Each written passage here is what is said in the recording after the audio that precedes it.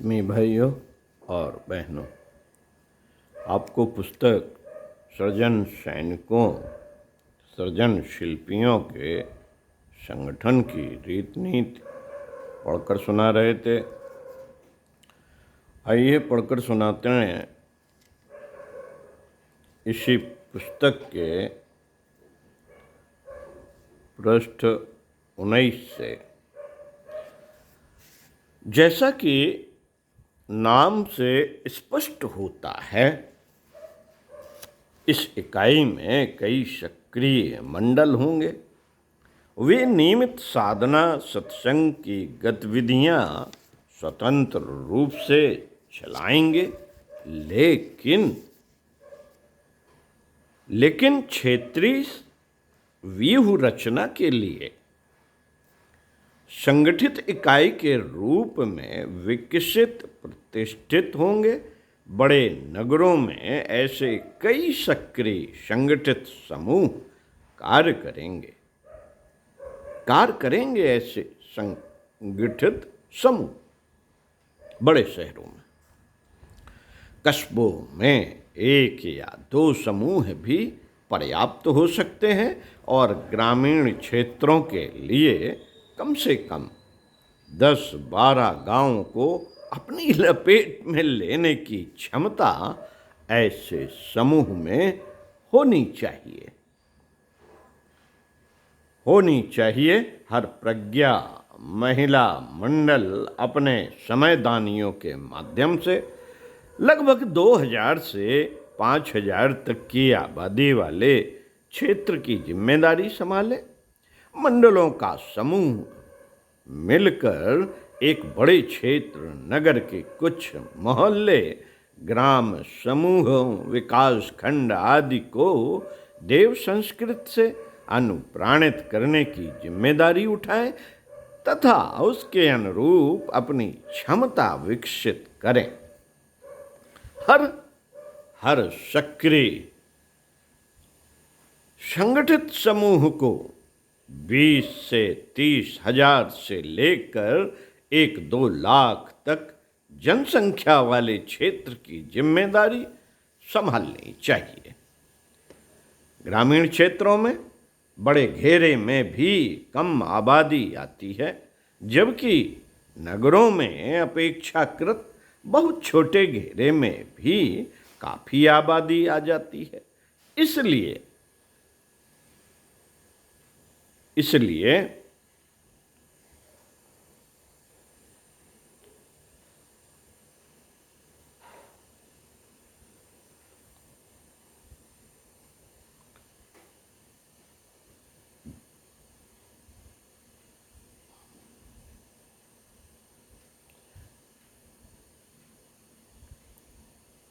परिस्थितियों के अनुसार जिम्मेदारियां संभाली जानी चाहिए। मित्रों,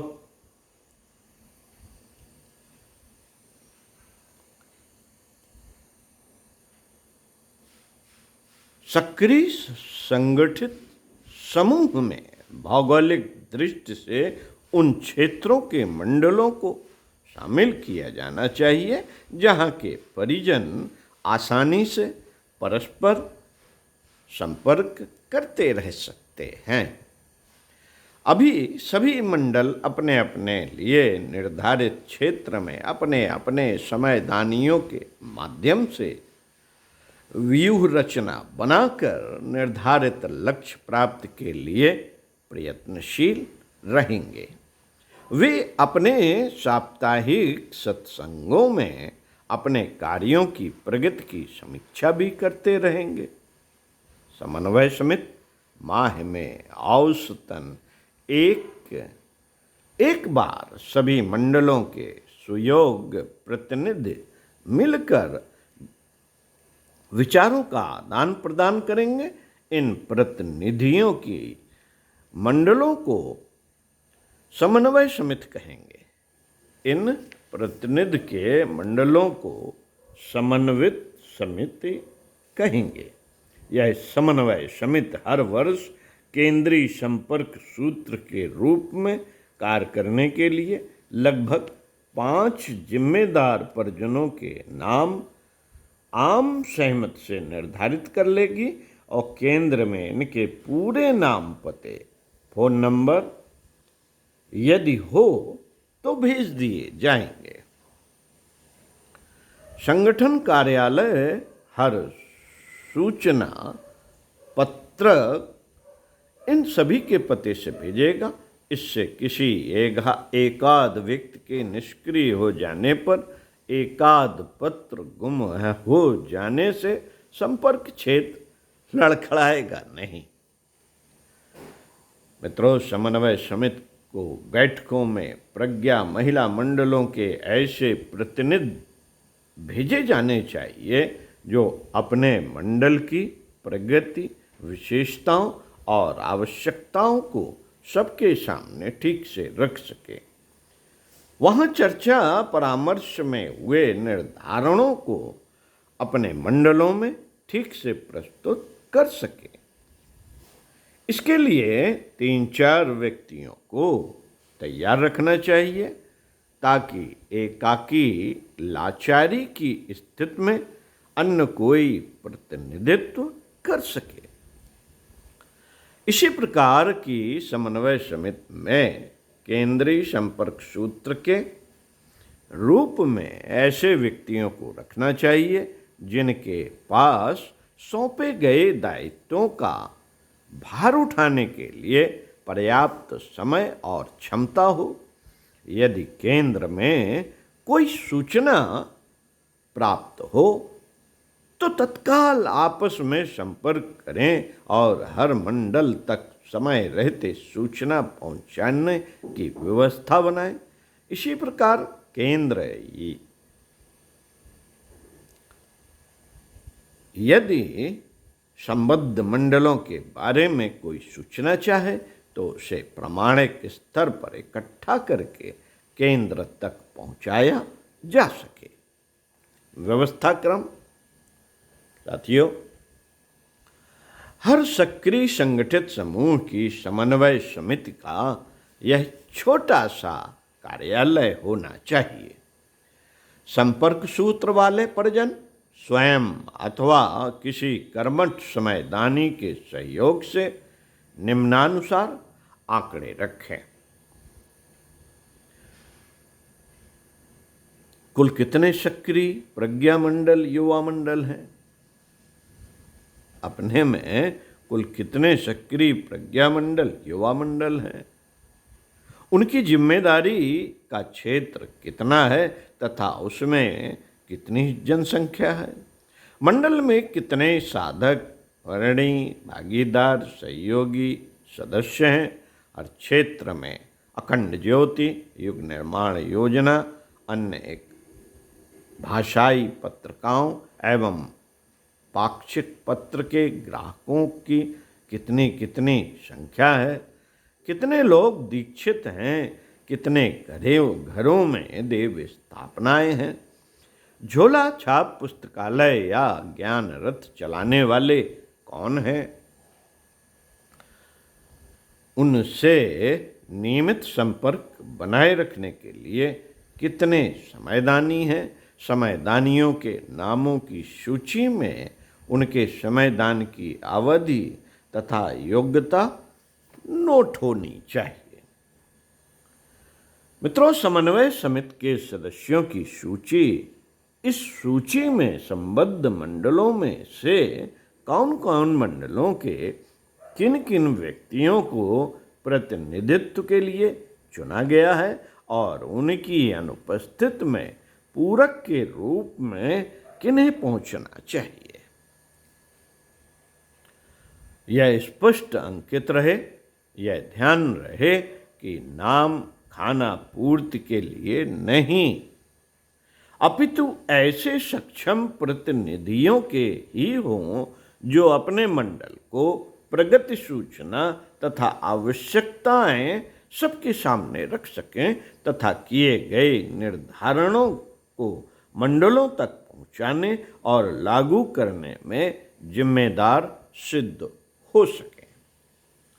हर माह समन्वय समिति की बैठक हो, जिसमें हर मंडल के प्रतिनिधि अपने वहाँ के प्राथमिक आंकड़े लेकर पहुँचे।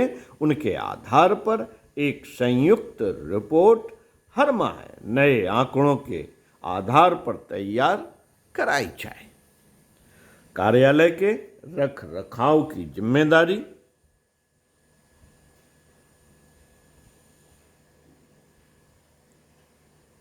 आपसी सहमत से किसी सक्षम मंडल या पीठ की समन्वय समिति को सौंपी जा सकती है। रिकॉर्ड रखने में कुशल किन्हीं परिजनों के समयदान का उपयोग इस हेतु आसानी से किया जा सकता है।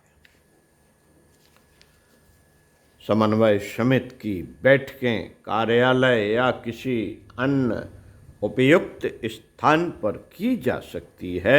बैठक के समय प्राप्त सूचनाओं के आधार पर ही क्षेत्रीय आवश्यकताओं की पूर्ति एवं विस्तार की कार्य योजनाएं बनाई जा सकेंगी। हर समन्वय समिति अपने क्षेत्र में कोई रचनात्मक एवं सुधारात्मक अभियान भी चलाए। अपने समयदानियों और समर्थ सहयोगियों में जिस रुचि और क्षमता वाले व्यक्ति पर्याप्त मात्रा में हों, उन्हीं के अनुरूप कार्यक्रम हाथ में लिए जा सकते हैं। अन्य आंदोलनों की प्रगति सूची अलग से तैयार की जानी चाहिए। साथियों, कर्मठ सदस्यों की संख्या के अनुसार उनकी सूची समन्वय समिति कार्यालय में रहनी चाहिए। इसी के साथ समयदानियों में ऐसे परिजनों की सूची भी होनी चाहिए जो समय भले ही कम दे पाते हों, लेकिन विशेष गोष्ठियों अथवा किन्हीं रचनात्मक या सुधारात्मक कार्यक्रमों के संचालन में कुशल हों। साथियों,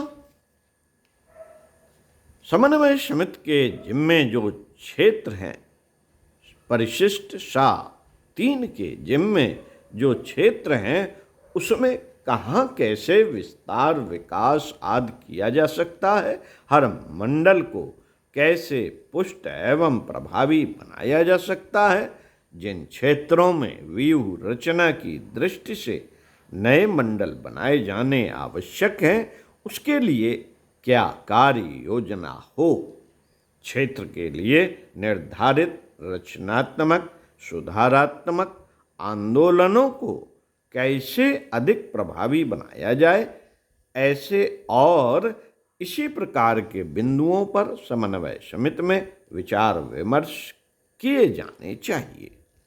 जो निर्धारण हो, उन्हें हर क्षेत्र में लागू करने के लिए जिम्मेदारियां बांट ली जाएं।